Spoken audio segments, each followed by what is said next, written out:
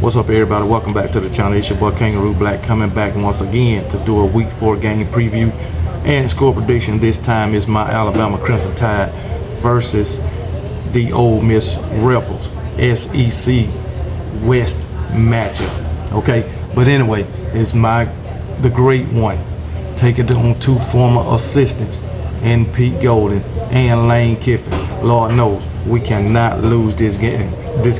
As much as us Alabama fans talked about Pete Golden and how much we wanted him out of Tuscaloosa, we cannot lose this game, because if we do, get ready to be annihilated by other fan bases. I'm gonna just let you know that now. But anyway, let's go ahead and get into the video, and we're gonna start out by talking about Ole Miss coming into this game 3-0. They got wins against Mercer, Tulane, and Georgia Tech, which Mercer and Georgia Tech are subpar opponents. Tulane, they're a pretty good team. They gave Ole Miss a pretty good game. Ole Miss defense held on in the 4th quarter, so give credit to Pete Golden. But with us, I hope it don't come down to that. But anyway, in order for Alabama to win this game, our offensive line is gonna have to man up. We haven't been doing that lately in all 3 games. Matter of fact, we done gave up 12 sacks through 3 games, 5 against Texas, 5 against USF, and 2 against Middle Tennessee. So hopefully, we can avoid that this week. Like I said, miracles happen. But anyway, Ole Miss, they got 9 sacks on the season already. So they're going to be coming after Jalen Milroe. So we'll see how this line hold up. And I'm telling you, Pete Golden have seen how this offensive line has been performing. So if he don't send blitzes at this offensive line, he done lost his damn mind. All right, and he's going to have to have a spy for Jalen Milroe, because Jalen Milroe can get out the pocket. All right, he can make something out of nothing. So if Pete Golden don't put a spy on him, then it might be a long day for the defense.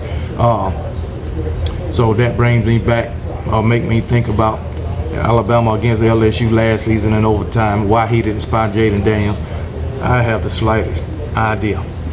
But anyway, should have been doing that most of the game. But so hopefully he'll come in with the same damn game plan against Jalen Milroe, and hopefully our offensive line will step up. But anyway, as far as the offense, Jackson Dart, not a bad quarterback. 2nd-year quarterback, I believe, for Ole Miss. He's already thrown for 852 yards, 7 touchdowns, and 1 interception. He's ran for 213 yards and 2 touchdowns. He is Ole Miss's leading rusher as of now. Everybody, just like I know y'all thought it would be Quinshon Judkins after what he did last year. Ran for over 1,500 yards. I had him as a Heisman Trophy candidate coming into the season, but as of right now, no. He's only ran for 145 yards on 4 attempts and scored 4 touchdowns. 145 yards on 4 attempts from Quinshon Judkins. That's unacceptable. Quinshon Judkins is a dynamic running back. I guess those 3 teams that he done played so far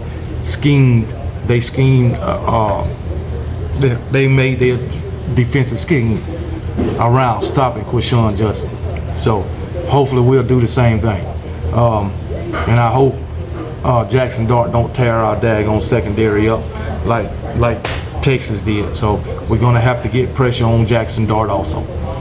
If we ain't getting pressure, he'll eat you up too. I mean, it's only so long a daggone secondary can hold a man. That's all I can say. It's only so long. It's going to be a breakdown. So hopefully our front 7 can get pressure on Jackson Dart. Like Kevin Steele, he's going to have to dial up some blitzes. So hopefully that's what he do. So, but if he don't, Alabama defense might have a long day. Alabama's offense, they gonna have to put drives together. All this 3 and out can't happen. Putting too much on the defense. Defense get tired too. Offense. Just want you to know that. But anyway, like I say, they got Ole Miss. They already got 9 sacks on the season. I hope we don't give up 4 or 5 again this game. All this trash talk that this offensive line was talking coming into the season, and they looking bad. They looking like bad. They supposedly had a team meeting, players meeting, and everybody's supposed to be on the same page now. We'll see what they look like Saturday against Ole Miss. But anyway, we know Lane Kiffin. He'd love to air that ball out, and he is going to test our secondary. I said the same thing, man, about Texas, and oh my goodness, with those wide receivers. I said the same thing. While I'm talking about wide receivers, for Ole Miss, you got Jordan Watkins, 15 receptions, 290 yards, and a touchdown. Trey Harris, 188 yards on 8 receptions, 5 touchdowns. So he's a down the field type of guy that's stretching the field. Then you got Michael Trigg. He only got 65 yards and a touchdown.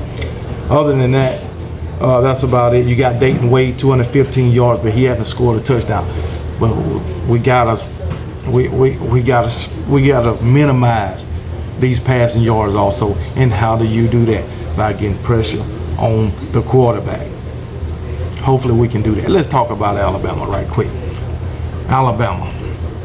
I keep talking about this offensive line. The offensive line don't do their job. Quarterbacks and running backs can't do their job.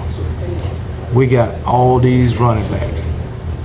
Granted, Roydell, he did good last week. 170 something yards. But hey, that was against USF. And guess what? This offensive line didn't hold up against USF. And if you don't hold up against Ole Miss, you already know what's going to happen. And guess what? Ole Miss got way better athletes than USF. So I'm just putting it out there. But anyway, Jalen Milroe, dual threat quarterback. He can make something out of nothing. And I believe he might have to a couple of times in this game. All right. I like where wide receivers is at. They holding on to the ball. They getting downfield. They stretching the field. Mainly Jermaine Burton. He's stretching his field. He's getting open. He's getting separation. If the line just give these quarterbacks time, we won't have any issues.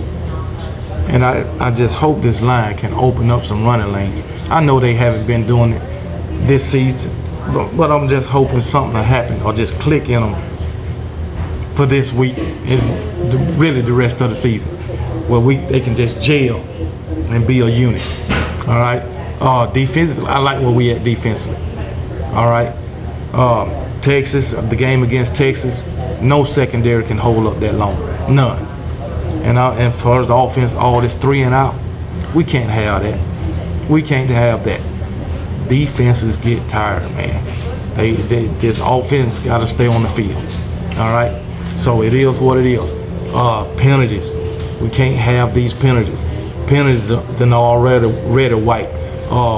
4 touchdowns off the board. 4. Oh my goodness. 3. What was it? 2 passing touchdowns, a rushing touchdown, a run back, kick return or whatever, and they don't wipe the interception off the board. It is crazy with these penalties, man. So we taking points off the board. So come on, man. Crimson Tide, stop with the damn penalties against Tennessee. Middle Tennessee, you did good. You only had 2. Then you come back against Texas with 5, and then you come back with the Bulls here against USF. Undisciplined, man. I don't know what's going on in Tuscaloosa right now. Well, but anyway, that's about all I got to talk about with my Alabama Crimson Tide. So let me give you a score prediction. I know I said I wasn't going to give no score prediction for Alabama no more, but I don't feel that that's right. Okay, so I'm going to give a score prediction. You know I'm picking my Crimson Tide to win despite how they've been playing this season. And I'm picking my Alabama Crimson Tide to win this game. I feel like we can put 31 points on the board. and I'm gonna give Alabama 31, Ole Miss 20. That's my final score, and I'm sticking with it. My Alabama Crimson Tide 31, Ole Miss 20. Roll, damn Tide.